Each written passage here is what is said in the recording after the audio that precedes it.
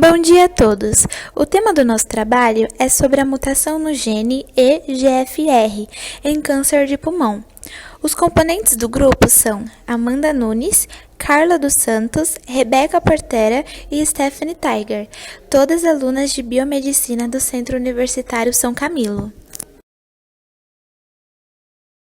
O câncer de pulmão era considerado uma doença rara até o início do século XX. Desde então, sua ocorrência aumentou rapidamente e, atualmente, é um dos cânceres mais prevalentes no Brasil e no mundo, sendo considerada a neoplasia maligna líder em mortalidade mundialmente, aproximando-se de 30% do total de óbitos, principalmente entre as mulheres. No Brasil, para 2014, de acordo com o Instituto Nacional do Câncer, o INCA, são estimados 16.400 novos casos de câncer de pulmão entre homens e 10.930 entre as mulheres. No início do século XXI, o conhecimento das vias moleculares levou ao desenvolvimento de terapias específicas e à melhoria dos resultados. As terapias mais amplamente estudadas no câncer de pulmão são aquelas baseadas em EGFR, que é um receptor transmembrana envolvido na sinalização para regular a proliferação celular, angiogênese e sobrevivência celular. O gene IGFR é o receptor do fator de crescimento epidérmico.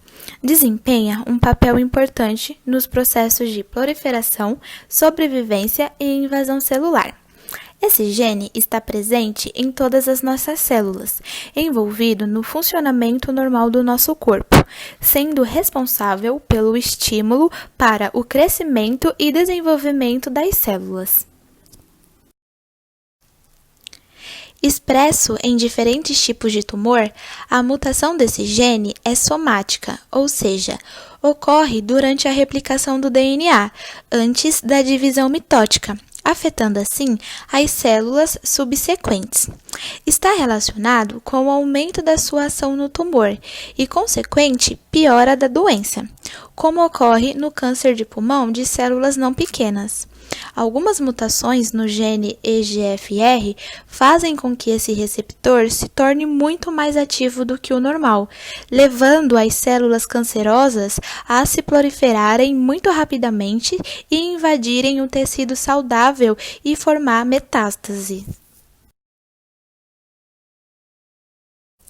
Esse gene é uma proteína transmembrana com atividade quinase citoplasmática, que exerce transdução de sinalização do fator de crescimento do meio extracelular para o meio intracelular, uma via associada com o crescimento e sobrevida da célula, sendo expresso em mais de 60% dos casos de carcinoma de pulmão de células não pequenas, que representa a maioria dos casos de câncer de pulmão.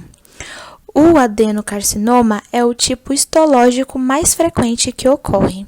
Por essa razão, o EGFR tornou-se um importante alvo para o tratamento de tais tumores, levando ao desenvolvimento de inibidores do domínio quinase desse receptor, como gefitinib e erlotinib.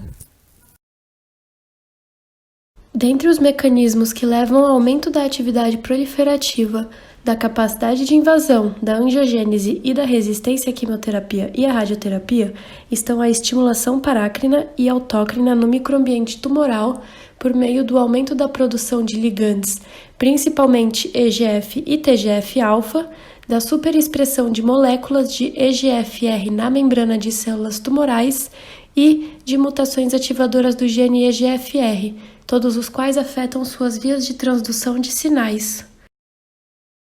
Ao entrar em contato com os seus ligandes EGF e TGF-alfa, é estimulado e se torna capaz de gerar diversos sinais, como a proliferação, a diferenciação, a migração e sobrevivência celular. Estes mesmos ligandes geram maior perfil de fosforilação em resíduos de tirosina na cauda carboxiterminal do EGFR. A superexpressão que acontece está relacionada com a resistência ao tratamento e com a presença de tumores mais agressivos. além de induzir a transformação neoplásica na presença de níveis apropriados de ligantes. O gene é composto por 3 domínios. Porém, a interação entre ligantes do EGFR e o domínio extracelular do receptor leva à sua dimerização, que promove a ativação do domínio tirosina quinase localizado no domínio intracelular do receptor. Uma vez ativado, este último domínio promove a autofosforilação de locais específicos dentro do domínio intracelular do EGFR. Praticamente todas as mutações relevantes do gene ocorrem nos exons 18, 19, 20 e 21.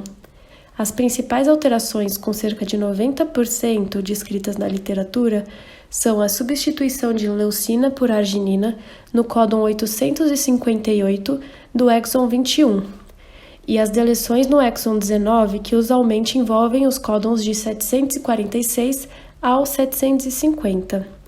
Pode ocorrer possíveis substituições no exon 18 e inserções ou substituições no exon 20. Mutações no códon 790 resultam em uma substituição de um resíduo de treonina por metionina no exon 20. São identificadas em 50% dos casos de resistência secundária aos inibidores de tirosina quinase. A melhor técnica para detectar as mutações no gene EGFR é o PCR digital.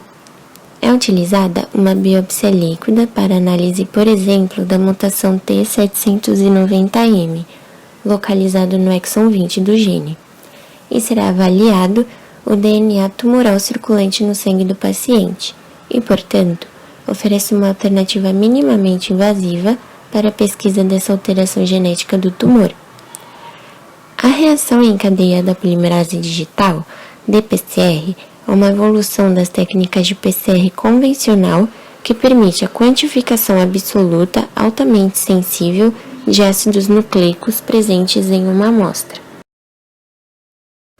A amostra é preparada de uma forma semelhante ao PCR em tempo real, usando os mesmos componentes como corante CyberGreen, sondas fluorescentes Tachman, específicas para a região de interesse a ser estudada, primers, que são complementares às regiões que ocorrem as mutações nos exons 18, 19, 20 e 21 do gene EGFR e o molde. Porém, é feita uma diluição seriada em micropoços, câmaras ou gotículas, em uma placa com uma escala de nanolitro, na qual essa amostra vai ser dividida em muitas partições, de modo que cada partição contém alguns ou nenhuma sequência-alvo. Cada partição comporta-se como uma reação de PCR convencional e tal como a PCR em tempo real, ocorrendo ciclos normalmente e utilizando as sondas fluorescentes para a identificação do DNA-alvo amplificado.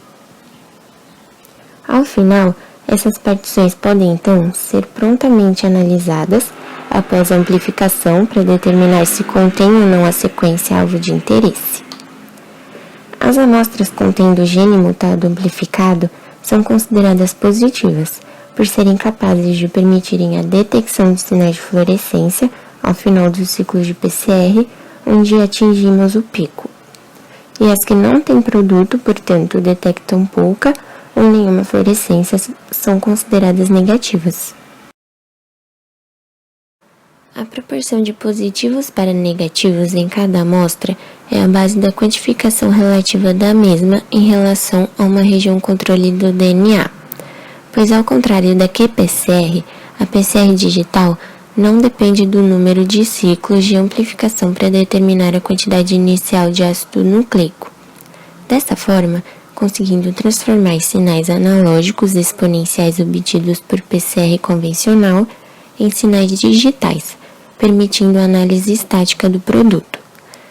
A PCR digital é bem adequada para aplicações que requerem detecção de pequenas quantidades de ácido nucleico ou uma resolução precisa da quantidade de DNA-alvo entre as amostras, por exemplo, detecção de sequências raras e análise de variação de número de cópias. A biópsia tecidual é uma técnica bem informativa, porém não deixa de ser um procedimento invasivo que às vezes pode ser iatrogênico. Em certos casos, é recomendável não realizar devido a casos de heterogeneidade, já que são neoplasias formadas por diferentes populações de células, e variabilidade, visto que são células que sofrem mutações com o passar do tempo, por causa da proximidade que o câncer pode estar com uma artéria ou algum órgão importante, e a limitação da quantidade e da qualidade das amostras, tornando a técnica inviável. Desse modo, uma abordagem alternativa e não invasiva, segundo estudos, é a biópsia líquida, um exame capaz de detectar no sangue células que se desprendem da neoplasia, pequenas vesículas repletas de células neoplásicas, células circulantes de tumor CTC, ou DNA liberado a partir de tumores, DNA de tumor, ctDNA circulantes. As vantagens do uso de ctDNA para a detecção de mutação tumoral incluem a coleta não invasiva, a disponibilidade a qualquer momento durante o curso da doença, a detecção e monitoramento em tempo real da dinâmica dos biomarcadores e problemas de heterogeneidade potencialmente menores dos que os testes de tecido tumoral. O ctDNA e CTC estão presentes em níveis muito baixos. A PCR digital é capaz de detectar com precisão e quantificar sequências raras na presença de alvos abundantes, dado o seu elevado nível de sensibilidade. Uma série de estudos tem mostrado que a PCR digital pode ser utilizada com amostras de biópsia líquida, mais custo-efetivo e muitas vezes com uma sensibilidade mais elevada do que outras técnicas. A biópsia líquida é uma técnica não só útil para a detecção de diferentes tipos de câncer, mas também pode ser utilizada para monitorar alterações em um câncer, detectar a heterogeneidade do tumor, encontrar biomarcadores e detectar a perda de resposta ao tratamento. O sequenciamento direto do DNA tem contribuído muito para o desenvolvimento da biotecnologia e resultou no sequenciamento de uma grande parte do genoma humano. O método baseia-se na chamada reação de dideoxinucleotídeo, na qual estes são usados a fim de interromper a replicação do material genético, gerando assim segmentos de diferentes tamanhos. Os dideoxinucleotídeos marcados com fluorescência são capazes de revelar a sequência de bases do DNA de interesse na amostra por meio da análise das diversas bandas assim geradas. Embora esteja bem estabelecido e seja confiável, o sequenciamento direto exige amostras que contenham uma grande fração de células tumorais, geralmente mais de 30% da amostra, uma porcentagem que não é facilmente obtida, pois a maior parte do material obtido por meio de biópsia frequentemente compõe-se de tecido não neoplásico. Por conta de ser uma técnica que necessita de 30% de amostra de tecido e devido às dificuldades em diferenciar o tecido normal do neoplásico, o PCR digital acaba sendo o método melhor para diagnóstico quando comparado ao método de Sanger, além de ser mais sensível e específico por fazer diluições seriadas.